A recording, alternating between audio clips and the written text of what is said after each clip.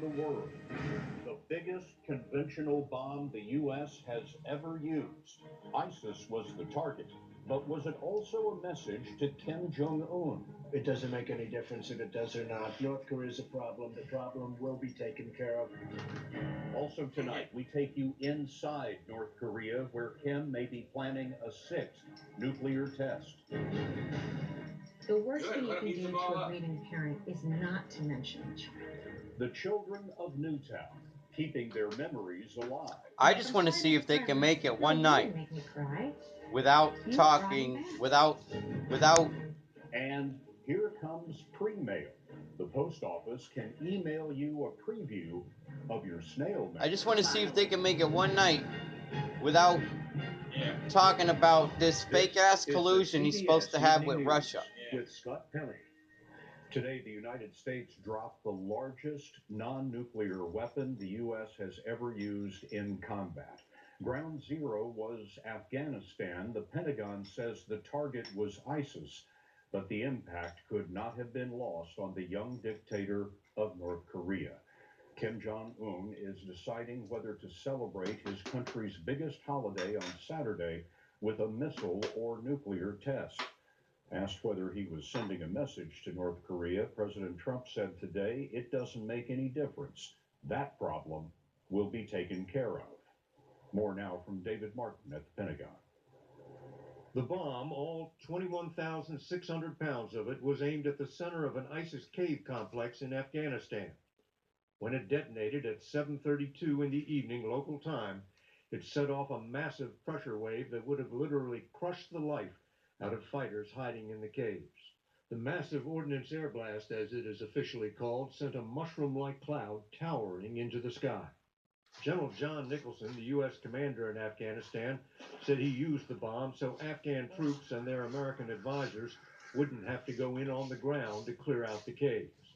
There are an estimated 600 to 800 ISIS fighters in Afghanistan, most of them located in an area right across the border from Pakistan.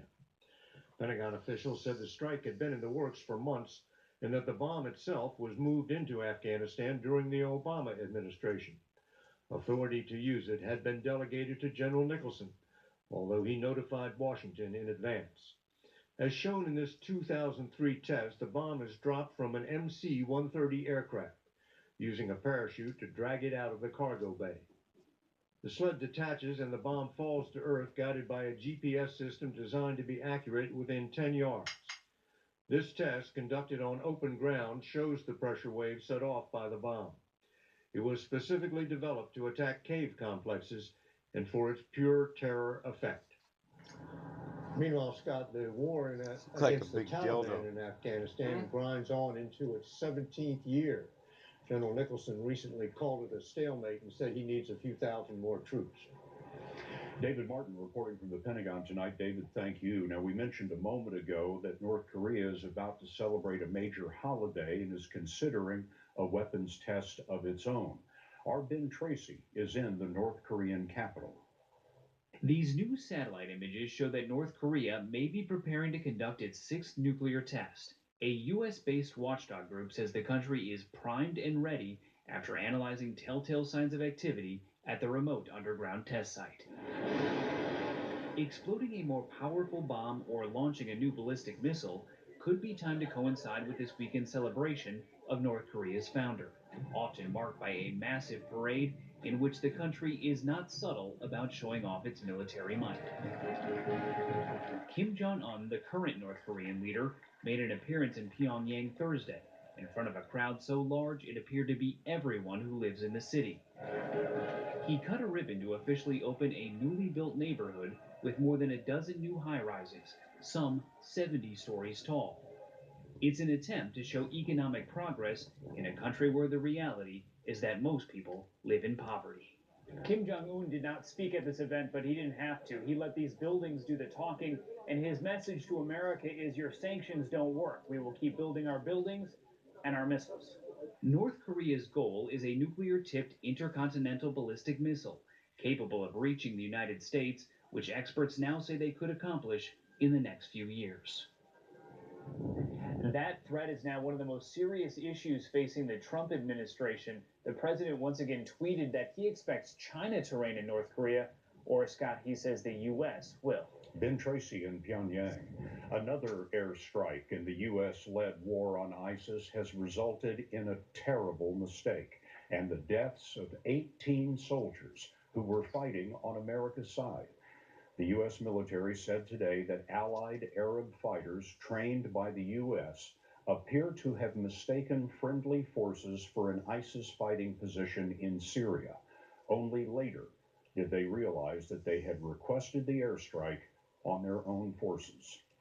Today, CIA Director Mike Pompeo took aim at WikiLeaks, the organization that posts secret information online and was used as a weapon in Russia's cyber attack on the American presidential election. There it is. Nancy Cordes has that.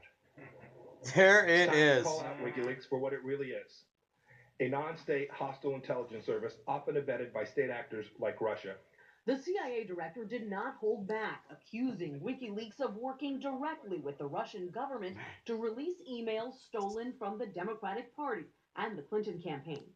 Our intelligence committee determined that Russian military intelligence, the GRU, had used WikiLeaks to release data of U.S. victims that the GRU had obtained through cyber operations against the Democratic National Committee. Pompeo argued it's time to stop giving WikiLeaks a platform. WikiLeaks, I love WikiLeaks. Yep, me too. Something Me too. President Trump did routinely on the campaign trail. WikiLeaks also just released Yay, an email Trump. with Bill Clinton's chief of staff. This afternoon, WikiLeaks reminded Pompeo that he himself publicized their material last year. In a tweet, the former congressman now says he does not remember sending. WikiLeaks founder Julian Assange has insisted he isn't pro-Russia. On Russia and China, we've published hundreds of thousands of things. Most of them are critical. But Pompeo argued it's the U.S. disclosures, like last month's release of thousands of sensitive CIA documents, that are making the world less safe. We can no longer allow Assange and his colleagues the latitude to use free speech values against Bullshit. us. That's, To give them the space to crush us with misappropriated secrets is a perversion of what our great Constitution stands for. It's notable that this was the focus of Pompeo's first public address since being named CIA director by President Trump. Mr. Trump initially rejected the CIA's conclusions about Russian hacking, but Scott, we're told the CIA did brief the White House about what Pompeo was going to say. Nancy Cordes, thanks. About 2 weeks before the election, candidate Donald Trump put out what he called a contract with the American voter, a list of actions he said he would take in his first day and in his first 100 days. He wrote, "This is my pledge to you," and he signed it. Well, this is day 84, and we asked Major Garrett to check on the state of the pledge. I like to think of myself as a very flexible person. Just over a week ago, President Trump hinted at his recent reversals of several campaign promises. On NATO, candidate Trump. I said, here's the problem with NATO. It's obsolete. President Trump yesterday. I said it was obsolete.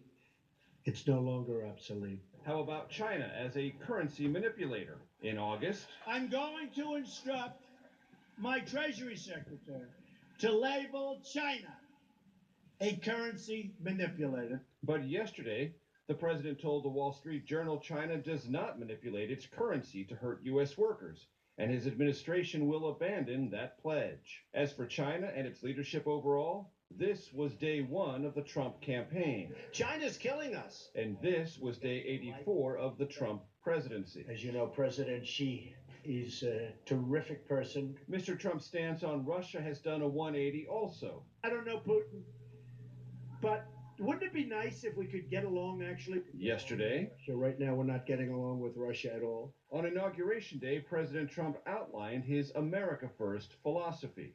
We do not seek to impose our way of life on anyone. But on Wednesday, Mr. Trump explained why he launched missile strikes against the Syrian regime of Bashar al-Assad. That's a butcher. That's a butcher. So I felt we had to do something about it.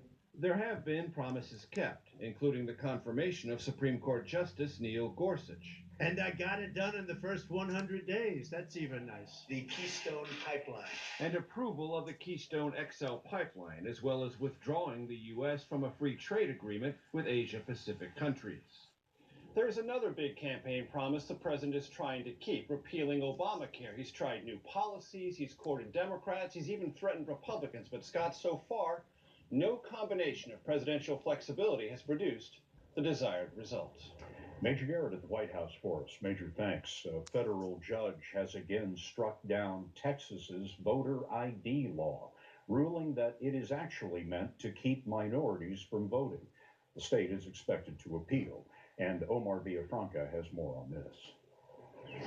86-year-old Floyd Carrier served his country in the Army, but in 2012, he wasn't allowed to do his civic duty. He was denied the right to vote at the polling place near his Beaumont, Texas home. You felt like you weren't a citizen? I wasn't a citizen anymore. I wasn't.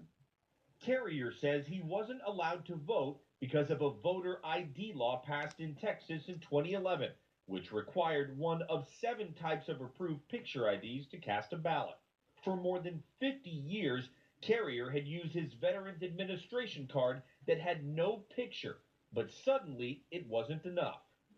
In 2012, federal judges ruled that the law violated the Voting Rights Act, but Republican lawmakers fought repeatedly in federal court to keep the law in place, saying it prevented in-person voter fraud. But again this week, a federal judge ruled that the law was unexplainable on grounds other than race. Janae Nelson is with the NAACP Legal Defense Fund. This new strict requirement is based on an idea that there is voter fraud in Texas, and we've debunked that many times over. Texas Governor Greg Abbott responded on Twitter, saying, yes, Texas will appeal the erroneous voter ID ruling by a liberal Obama judge, and we should win. Supreme Court has already approved voter ID. Floyd Carrier now has a valid picture ID and hopes no one else is denied the right he fought to protect. To me, you have your right to go vote. If this latest ruling stands, Scott, there are consequences. Texas elections could go back under federal oversight. Omar Villafranca, You should be able to prove who you are. A 9-year-old boy shot in his classroom is recovering well, according to his family.